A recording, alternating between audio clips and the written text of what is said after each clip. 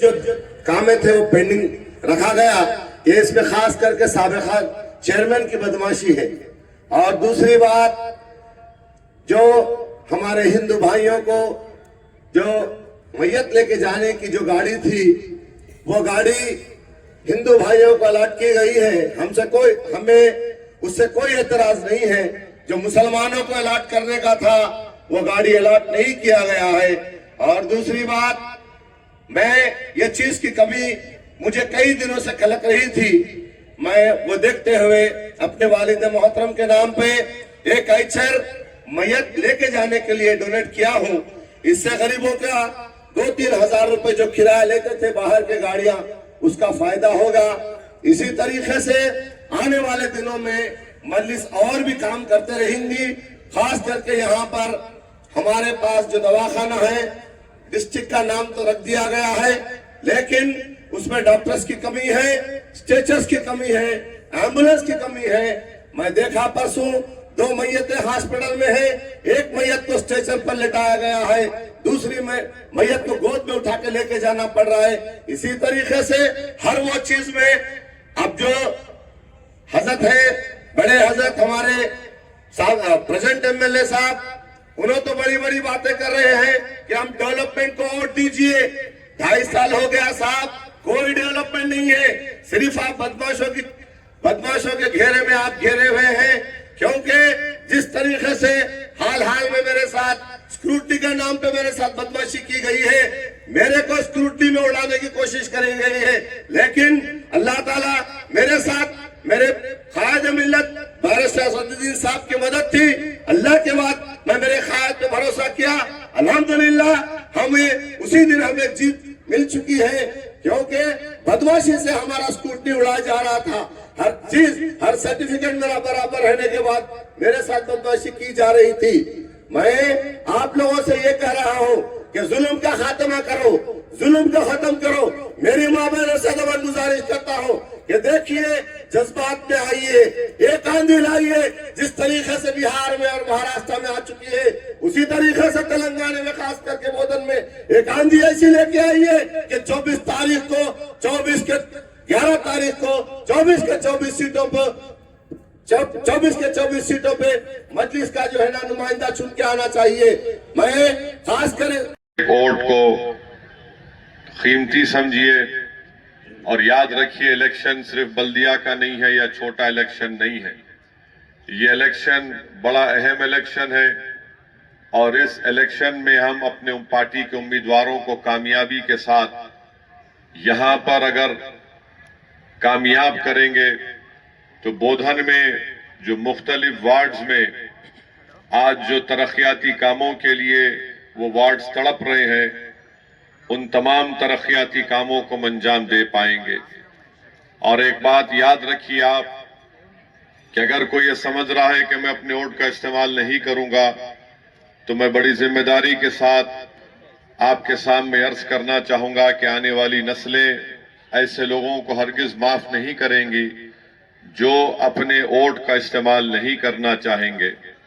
یاد رکھیے، آپ کا ووٹ فرقہ پرستی کو شکست دے گا، آپ کا ووٹ آپ کی سیاسی قیادت کو مضبوطی عطا کرے گا، آپ کا ووٹ بودھن میں آپ کی ووٹس کے ذریعے سے آپ کی ایک مقامی سیاسی لیڈرشپ کو بنائے گا، آپ کا ایک ایک ووٹ پیغام دے گا ان تمام نام نہاد سیاسی پارٹیوں کو جو سیکولرزم کا چولا پہن کر برسوں سے عوام کو ٹھگ رہے ہیں۔ تو میرے عزیز دوستوں اور بزرگوں، یہ الیکشن بڑا اہم ہے، میری آپ سے گزارش ہے کہ اپنے ایک ووٹ کا استعمال کریے۔ پولنگ پرسنٹیج کم سے کم ہمارا 85% ہونا چاہیے۔ یاد رکھیے، اگر ہمارا پولنگ پرسنٹیج 85% ہوگا تو یقین جانیے انشاءاللہ تعالی مجلس اتحاد المسلمین کے ایک بہت بڑی تعداد میں یہاں سے اراکین بلدیہ کو منتخب کریں گے۔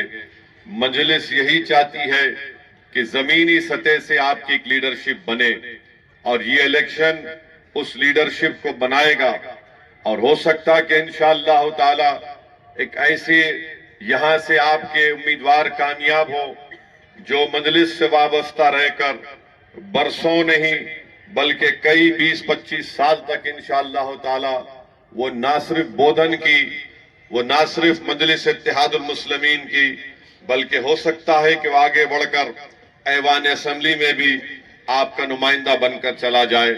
तो मेरी आपसे गुजारिश है कि इन बातों पर गौर करके अपने वोट का इस्तेमाल करिए। बहुत से मसाइल हैं। मुझे बताया गया कि जनाब बाबू खां साहब मरहूम जब एमएलए थे, समी साहब बता रहे थे कि उस जमाने में इंडस्ट्रियल एरिया में 500 मैकेनिक को जो जमीनें दी गई थी उसका अभी तक रजिस्ट्रेशन नहीं हुआ। आप जानते हैं कितना बड़ा पुराना मसला है, मगर अभी भी हल तलब है। और उससे बड़ा मसला निजाम शुगर फैक्ट्री का है। मैं आज वहां पर पैदल दौरा कर रहा था तो किसी एक छोटी सी होटल के सामने एक टेबल पर 4-5 लोग बैठे थे। मुझे इलियास साहब सदर बोधन मुझे बोले कि साहब इन लोगों से मुलाकात करिए, ये बहुत पुराने लोग हैं। जब मैं 5 मिनट उनके साथ ठहर कर उन लोगों की जबानी गुफ्तगू और उनकी तड़प को सुना तो मुझे बहुत तकलीफ हुई। मुझे अंदाजा था इस बात का, मगर जिस तड़प के साथ और जिस कर्ब और तकलीफ के साथ उस साबिका मुलाजिमीन ने जो निजाम शुगर फैक्ट्री को अपना सब कुछ दे दिए, उन्होंने मुझसे कहा कि हमको कोई वीआरएफ भी ले लिया तो उसको पैसे नहीं मिले, कोई नहीं लिया तो 6-6 साल से उसको तनख्वाहें नहीं मिल रही है। और फिर वो कह रहे थे कि उनके पास चाय पीने के पैसे नहीं है, चाहे वो यहाँ की शुगर फैक्ट्री हो, मेदक की हो या मेटपल्ली की हो। मुझे अफसोस होता है कि तेलंगाना बनने के बाद बीआरएस पार्टी ने वादा किया, वो वादा निभा नहीं सके। 2023 के असेंबली इंतखाबात के वक्त कांग्रेस पार्टी ने वादा किया और करीब 3-2.5 साल का अरसा हो चुका है। निजाम शुगर फैक्ट्री का मसला एक सियासी मसला नहीं है, ये एक इंसानियत का मसला है। और हम हुकूमत से और खास तौर से वजीर आला रेवंत रेड्डी से इस बात का मुतालबा करते हैं कि वो खुद पर्सनली बजाते खुद इस मसले का हल तलाश करें।